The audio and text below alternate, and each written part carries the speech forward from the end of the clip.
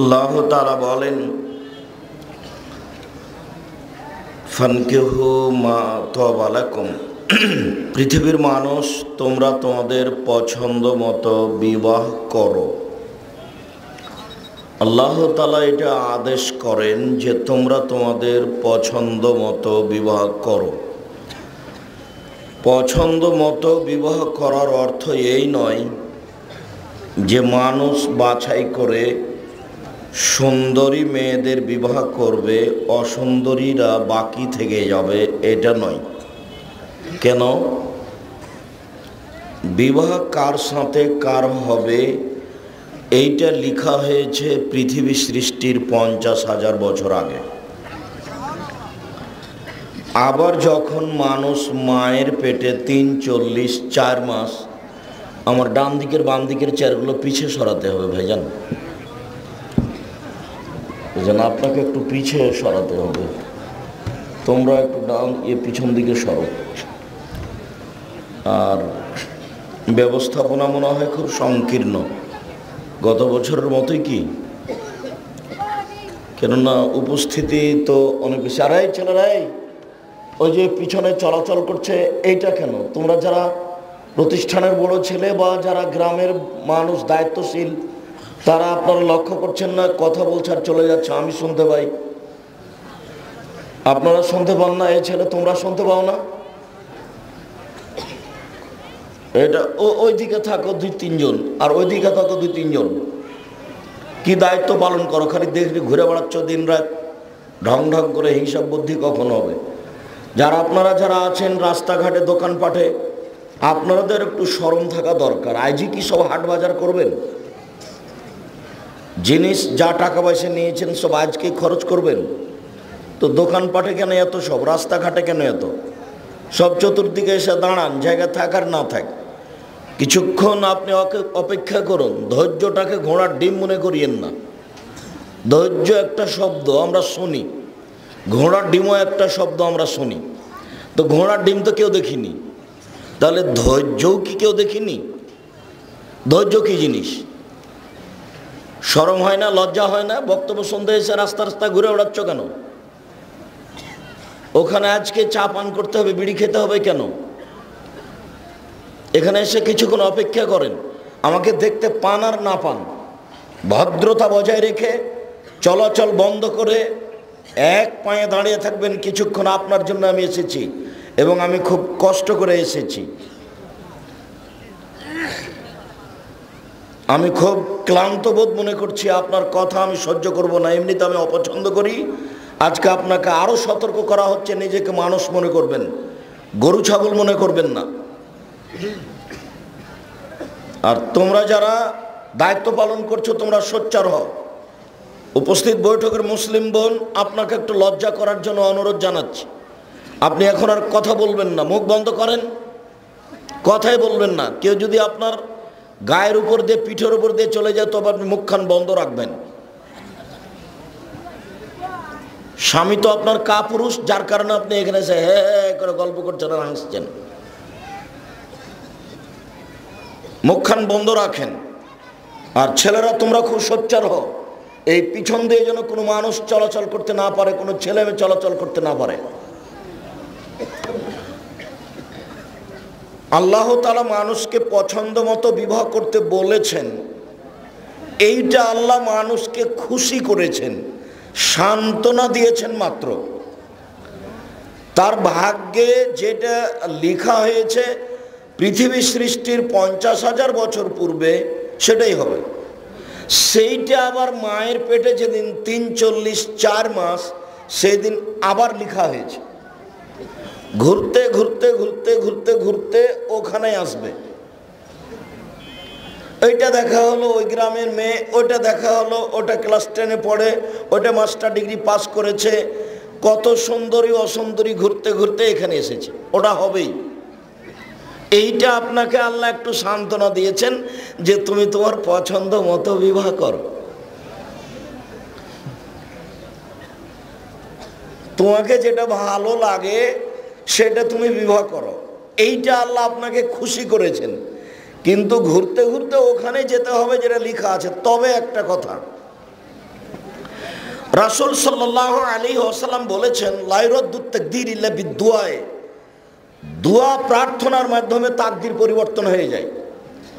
যদি আপনি খুব বেশি কান্নাকাটি করে বলেন আল্লাহকে একটা বিষয়, তাহলে আল্লাহ ওটা কেটে দিয়ে একটা নতুন লিখে দিবেন। এ কথা আল্লাহ তাআলা বলেন, এ কথা রাসূল সাল্লাল্লাহু আলাইহি সাল্লাম বলেন। এখন দোয়া তো আর আমাদের দেশে সবাই মিলে কবর জিয়ারত করতে যাই, মনে করছে এটার নামই দোয়া। সবাই মিলে 5 ওয়াক্ত নামাজের পরে হাত তুলে দোয়া করছে, মনে করছে এটার নামই দোয়া। ঈদের দিন সবাই মিলে কবরস্থানে, আমার চাচাকে আমি দেখেছি কবরস্থানের চতুর্দিকে দাঁড়াচ্ছেন সবাইকে নিয়ে, আর বলছেন এই ওই জায়গা ফাঁকা আছে, ওই জায়গায় দাঁড়াও। কেন যে বলছেন? যে ফাঁকা থাকলে কি হবে? এটা কথা হলো? কান্নাকাটি নাই, গল্প গুজব আছে, এটার নাম নাকি দোয়া। আল্লাহ তাআলা আমাদের নবীকে আদেশ করছেন, ফাইদা ফারাগতা ফানসব ওয়া ইলা রাব্বিকা ফারগাব। মুহাম্মদ সাল্লাল্লাহু আলাইহি সাল্লাম, আপনি যখন দুনিয়াবি কাজ থেকে অবসর হবেন, তখন আপনি কঠোর শ্রমে আত্মনিয়োগ করুন, ইবাদতের জন্য জোরালো প্রস্তুতি গ্রহণ করুন। মানুষের কর্মের পরে অবসর থাকে। একজন মাস্টার 10টার সময় স্কুলে গেছেন, 3টার সময় ফিরে আসবেন, এইটা হলো তার কর্মব্যস্ততা, বাকিটুকু অবসর। একজন ব্যবসায়ী 10টার সময় দোকান খুলেছেন, রাত 10টায় বন্ধ করবেন, বাকিটুকু সময় হলো তার জন্য অবসর। তো আপনি যখন দুনিয়াবি কাজ থেকে অবসর হবেন, তখন আপনি কঠোর শ্রমে আত্মনিয়োগ করুন, ইবাদত ওইটার চেয়ে কঠিন। আর আপনি আমাকে যা বলবেন তা কান্নাকাটি করে বিনয়ের সাথে বলুন। এটা আদেশ, কান্নাকাটি করে বিনয়ের সাথে বলুন। রংপুর, দিনাজপুর, লালমনিরহাট, নীলফামারী, কুড়িগ্রাম, পঞ্চগড়, ঠাকুরগাঁও, জয়পুরহাট, বগুড়া এইসব ডিস্ট্রিক্টের ভাষায় কাউ বাউ করে বলুন। আসসালামু আলাইকুম রহমতুল্লাহ, আসসালামু আলাইকুম রহমতুল্লাহ, আলহামদুলিল্লাহ রাব্বিল আলামিন, বিহক্কে লা ইলাহা ইল্লাল্লাহ। এখানে বিনয় আছে কোথায় আর কান্নাকাটি আছে কোথায়? এই ছেলেরা আমার মুরব্বী জানদেরকে একটু তোমরা পিছনে সরিয়ে সুন্দর করে বসাও না, বাম দিকের লোকগুলো তো কষ্ট পাচ্ছে।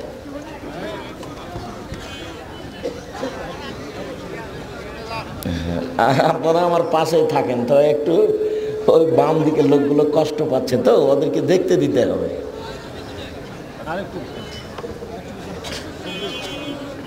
সম্মানিত দ্বীনি ভাই বোন, আল্লাহ তাআলা আমাদের নবীকে আদেশ করছেন যে আপনি যদি আমার কাছে কিছু চান, তো কিভাবে চাওয়ার জন্য বলছেন? বিনয়ের সাথে, কান্নাকাটি করে। মনে থাকবে না নাকি? প্রত্যেকটা মানুষের একটা কিছু সমস্যা আছে, তো সে সমস্যার সমাধান চাচ্ছে। বা একটা গরিব মানুষ একটা ভ্যান করতে চাচ্ছে, বা একটা ধনী মানুষ বগুড়াতে একটা বাড়ি করতে চাচ্ছে, সেটা তার প্রয়োজন। বা একটা তার ছেলে দুর্ঘটনায় জেলে চলে গেছে, তো আল্লাহকে কিছু বলতে চাচ্ছে। বিপদগ্রস্ত মানুষ আল্লাহকে বেশি বলে। তো আল্লাহর নবী বলছেন যে মানুষ যদি আল্লাহর কাছে চায় তো আল্লাহ খুশি হন, আর যখন চায় না তখন আল্লাহ রাগ করেন যে চাও না কেন, চাও না কেন। আনাস রাদিয়াল্লাহু তাআলা আনহু বলেন, রাসূল সাল্লাল্লাহু আলাইহি সাল্লাম বলেছেন, আল্লাহ তাআলা বলেন, ইবনে আদম, এ আদমের ছেলে মেয়ে শোনো, মা দাওয়াতানি ওয়া রাজাউতানি, তুমি যেভাবে ডাকো আমি সেভাবে আছি, তুমি যেভাবে আশা পোষণ করো আমি সেভাবে করি, তুমি আমাকে যেভাবে ডাকো আমি সেভাবে শুনি, তুমি যেভাবে আশা পোষণ করো আমি সেভাবে করি।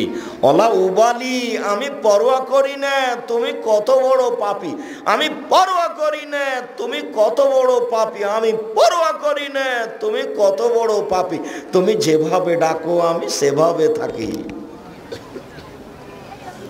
পরের বাক্যে আল্লাহ তাআলা বলছেন হাদিসে কুদসি, ইয়াবনা আদম লাউ বালাগাত যুনুবুকা আনানাস সামায়, এ আদমের ছেলে মেয়ে শোনো, তোমাদের পাপ বেশি হতে হতে হতে যদি আকাশে লেগে যায়, পাপ আর পাপ, কত পাপ, পাপ আর পাপ আকাশ জমিন পরিমাণ, ফাস্তাগফারতানি, তারপর তুমি আমার কাছে ক্ষমা চেয়েছো, গাফারতু লাকা, আমি তোমাকে ক্ষমা করে দিব, ওয়ালা উবালি, আমি পরোয়া করি না তুমি কত বড় পাপী, আমি পরোয়া করি না তুমি কত বড় পাপী, আমি আল্লাহ পরোয়া করি না তুমি কত বড় পাপী, একটু তুমি আমাকে বলো না।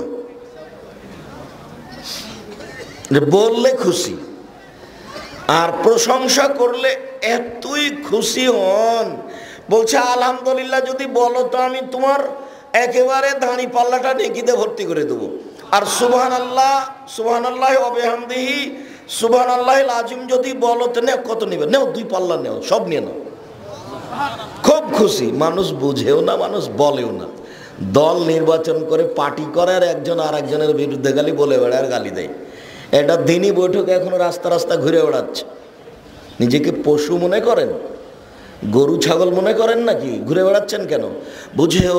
বুঝে না ওরা অন্তর আছে, বুঝে না, দেখেও দেখে না ওরা চক্ষু আছে, দেখে না, শোনেও শোনে না ওরা কান আছে, শোনে না, উলাইকা কাল আনাম, তারা পশু প্রাণীর মতো, তারা গরু ছাগলের মতো, তারা কুকুর শ্রীগালের মতো, বাল হওয়া জাল বরং তার চেয়ে খারাপ।